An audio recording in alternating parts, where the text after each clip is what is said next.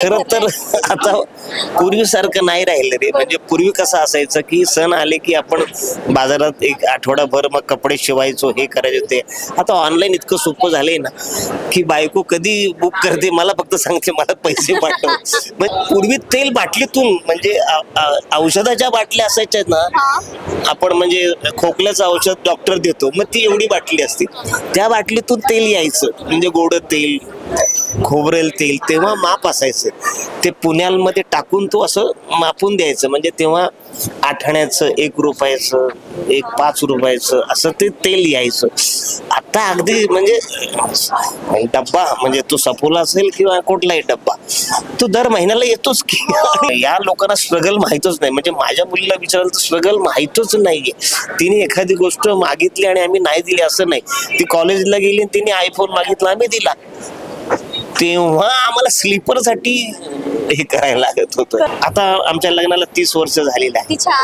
मला 60 वर्ष झालेलं आहे. तेव्हा तिला आवडलेलं, तिला एखादी गोष्ट आवडली तर ती कशी तिला मिळवून देणं, हे सातत्यानं आपला प्रयत्न असतो. आणि तसंच मी गाडीने जे आलो तेच तो ड्रायव्हर बसल्या बसल्या म्हणाला की माझं नशीब आहे, माझ्या गाडीत तुम्ही बसलात, माझ्या आईशी बोलाल का. तो आईचा फोन तर लागला, त्याच्या भावाचा लागला, आईचा नाही करता आला. तर म्हटलं तू प्रयत्न झाला तर कर, मी बोलतो, लावतो म्हणून. आणि इकडे जवळ कुठे असलं तर परत ये, मला फोन कर, मी बोलेन तुझ्या आईशी. नमस्कार मंडळी, मी नेहा प्रभू तुम्हा सगळ्यांचं मनापासून स्वागत करते मीडिया टॉक मराठीवर. आज गुढीपाडव्याच्या निमित्ताने माझ्यासोबत अरुण सर आहेत. कसे आहात? मस्त, जाम भारी. खूप छान पद्धतीने मगाशी आम्हाला शुभेच्छा दिल्या तुम्ही तुमच्या एका स्टाईल मध्ये. फार भारी वाटलं तुम्हाला इथे बघून. बरं, नवीन वर्ष सुरू झालंय, सो या वेळेला कानाला काय खडे लावले? नवीन वर्ष म्हटल्यावर काहीतरी सुरुवात करतो ना. म्हणजे एक तर नवीन प्रोजेक्ट जेव्हा येत असत तेव्हा आलेलं येईपर्यंत प्रोजेक्ट आपण कोणाला सांगायचं नाही, कानाला तो खडा लावलेला आहे. कारण आधीच त्याचा बोलबाला होतो आणि मग ती गंमत राहत नाही. बरोबर. काही सिक्रेट गोष्टी आपण जर का सिक्रेटच ठेवल्या तर त्या दिवसाचं महत्व आपल्याला साधता येतं. आणि सातत्याने आता आमच्या लग्नाला 30 वर्ष झालेलं आहे. मला 60 वर्ष झालेलं आहे. तेव्हा तिला आवडलेलं, तिला एखादी गोष्ट आवडली तर ती कशी तिला मिळवून देणं, हे सातत्यानं आपला प्रयत्न असतो. आणि आता कसं मुलगी होती, मुलीचं लग्न झालेलं आहे, आता आम्ही दोघेच आहोत एकमेकांना. तेव्हा आता तिची गरज, तिला काय वाटतंय, कारण तिने माझ्या संसारासाठी सगळ्या गोष्टी केलेल्या आहेत. म्हणजे माझं बाळ सांभाळण्यापासून, माझं घर सांभाळण्यापासून. तर आता तिला भविष्यामध्ये तिला जास्तीत जास्त सुख, आनंद या नववर्षाच्या माध्यमातून काय देता येईल. बरं, आपल्याकडे नेहमी असतं की गुढीपाडवा म्हणलं की नवीन काहीतरी थोडं का होईना गुंजभर खरेदी करायचं. तर अशी कुठली गोष्ट आहे का की तुम्ही गुढीपाडव्याच्या निमित्ताने त्यावेळेला खरेदी केली होती, किंवा आता तुमचा संकल्प आहे की आपल्याला गुढीपाडव्याच्या निमित्त काहीतरी करूया, तर काय करणार आहात? खरं तर आता पूर्वीसारखं नाही राहिलं रे. म्हणजे पूर्वी कसं असायचं की सण आले की आपण बाजारात एक आठवडाभर मग कपडे शिवायचो, हे करायचे ते. आता ऑनलाईन इतकं सोपं झालंय ना की बायको कधी बुक करते, मला फक्त सांगते मला पैसे पाठव. म्हणजे आता त्याचं हे नाही राहिले. पूर्वी दिवाळीसाठी आम्ही थांबायचो, नवीन वर्षासाठी थांबायचो, होळीसाठी थांबायचो.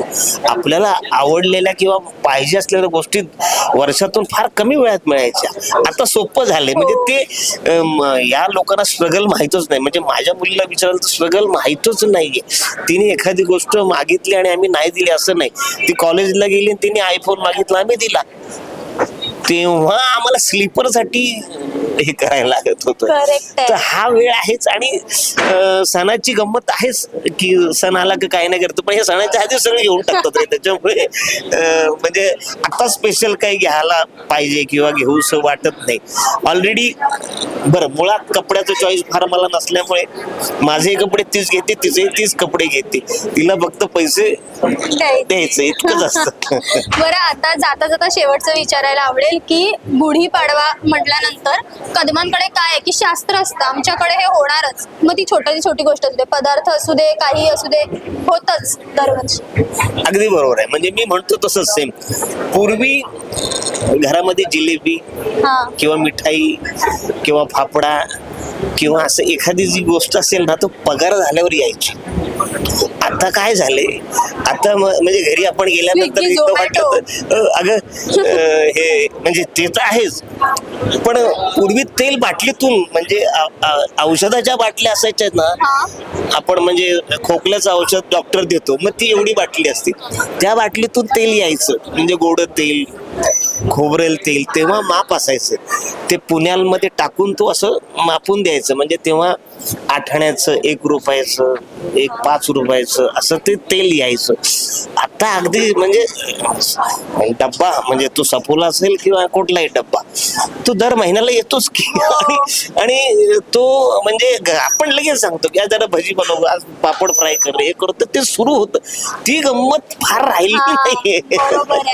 त्यामुळे ते म्हणतात ना, त्या गोष्टी, एखाद्या गोष्टीसाठी वाट बघणं आता नाही राहिलेलं आहे, सोपं झालेलं आहे आता, सगळं काही हातात येत सगळं काही. बरं, प्रेक्षकांचा रिस्पॉन्स आता काय इतक्या वर्षांचा आहे आणि ते सातत्याने आपल्या सोबत आहेत. Yes, yes. आता रिसेंटली एखादी अशी घटना सांगू शकाल का, कुणीतरी भेटलं होतं? कारण की कालच्या नटांची हेच होती की मोबाईल वरती, SMS वरती रीच आउट नाही व्हायचे प्रेक्षक, ते भेटण्याची, तुम्हाला भेटण्यासाठी जे तडपडणं असायचं प्रेक्षकांचं, ते महत्वाचं होतं. तर आता भेटतात तेव्हा एखादा किस्सा आहे का? म्हणजे आत्ताच मी गाडीने जे आलो, तेच तो ड्रायव्हर बसल्या बसल्या म्हणाला की माझं नशीब आहे, माझ्या गाडीत तुम्ही बसलात, माझ्या आईशी बोलाल का?